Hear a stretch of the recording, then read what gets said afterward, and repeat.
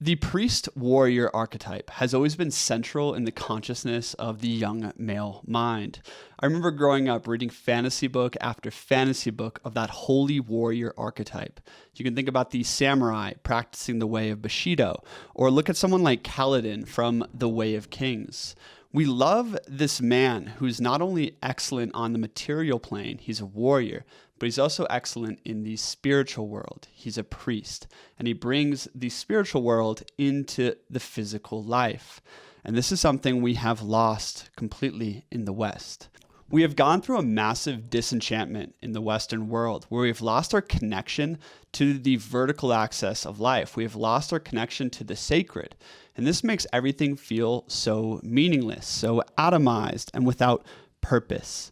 Basically, we only prioritize worldly growth today, or the horizontal plane. The horizontal plane is a plane of acquiring more experiences, more knowledge, relationships, money, skills, or expertise. It's about acquiring more. And this is great. We need to gain skills in business and in training and in life, but we are no longer connected to the heavenly aspect of growth, meaning we're no longer connected to God or the transcendent, to the true self, to Christ, or to excellence and sacredness and how we move, act, and think, to family, community, nature. Like all of these have fallen away. In fact, a lot of these are absurd to talk about in our secular world.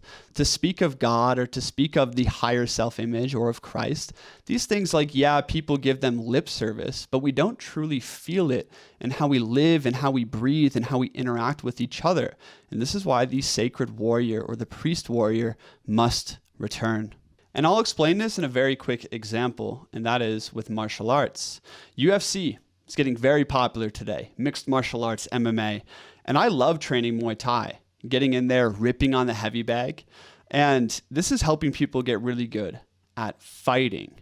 But it's very different from a traditional martial art like Taekwondo or Philippine stick fighting, which is something I practiced for 4 years.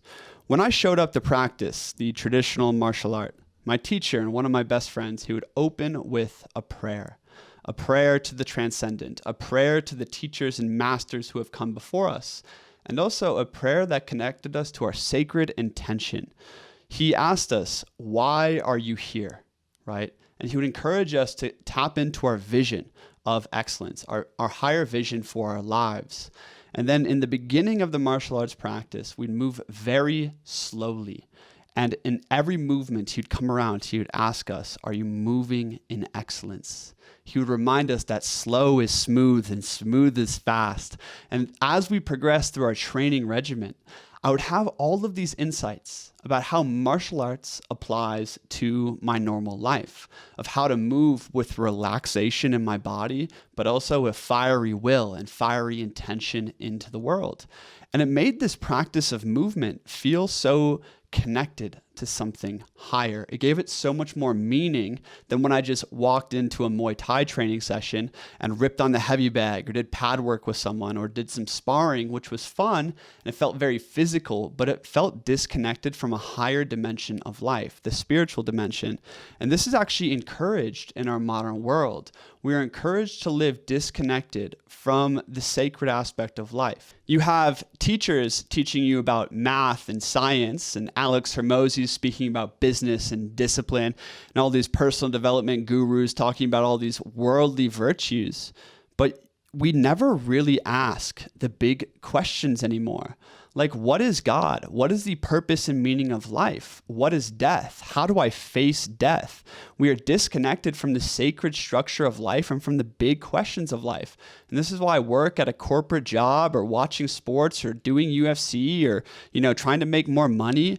Yeah, it's fun for a while. There's some thrills in it. But at some point, everything starts to feel meaningless, like it's lacking vitality. It's lacking deeper purpose. When we're in this state of dissolution in the modern world, there's a longing deep within the hearts of men, deep within the hearts of humanity for a connection to the sacred order. It's why we worship figures like the samurai or the holy knight, or we worship the king Aragorn in Lord of the Rings. These are men demonstrating connection to the transcendent into a living embodiment, not just speculation about what is God or what is virtue or what are these things, but the feeling, the spiritual impulse that comes from the heart and bringing it fully into your body.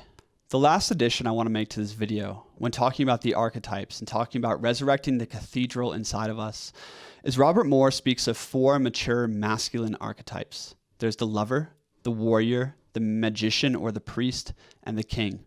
A lot of men, especially in the personal development space, want to become kings, but they don't know what that really means. So let's talk about it. In the sense of a lover is connected to family and community. This is the sacred aspect that the lover is connected to. He's connected to nature, family, and community. And this is where poeticism comes from. This is where play, innocence, and vitality come from. It's connected to this sacred part of life. The warrior is connected to virtue, honor, and masculinity. And the sacred warrior, my friends, is sourced from above.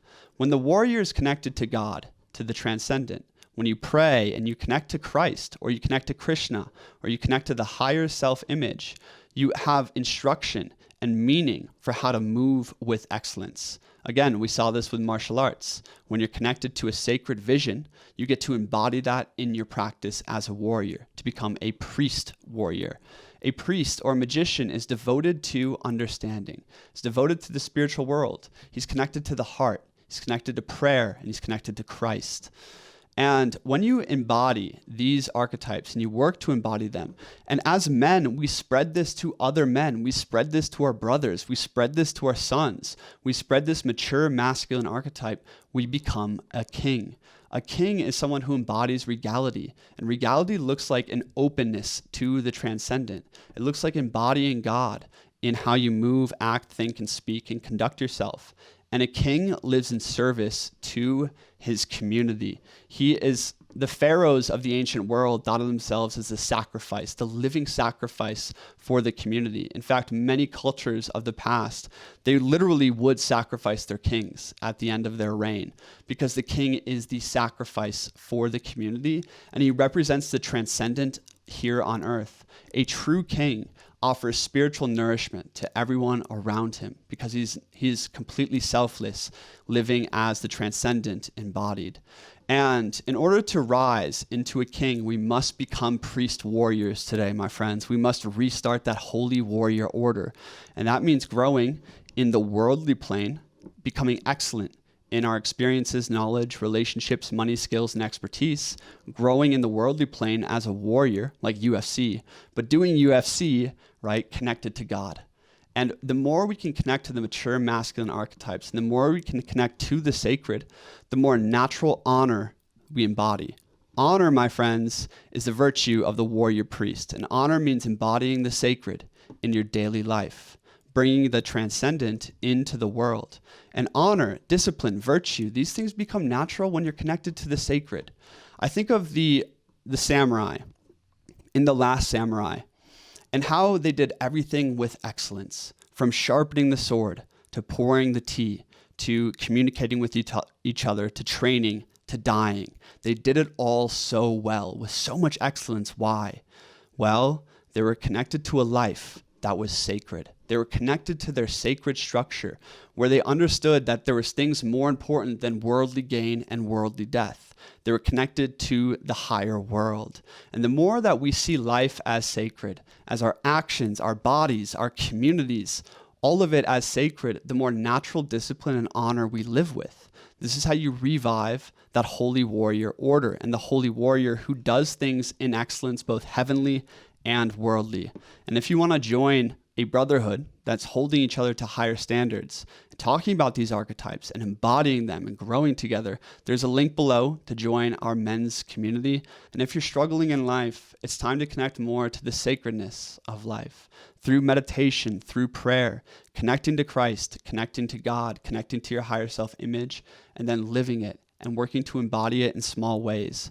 Honor grows over time. Your spiritual power grows over time as you connect to the sacred world and work to live it in small ways, even if it's just saying no to smoking a cigarette or saying yes to the gym.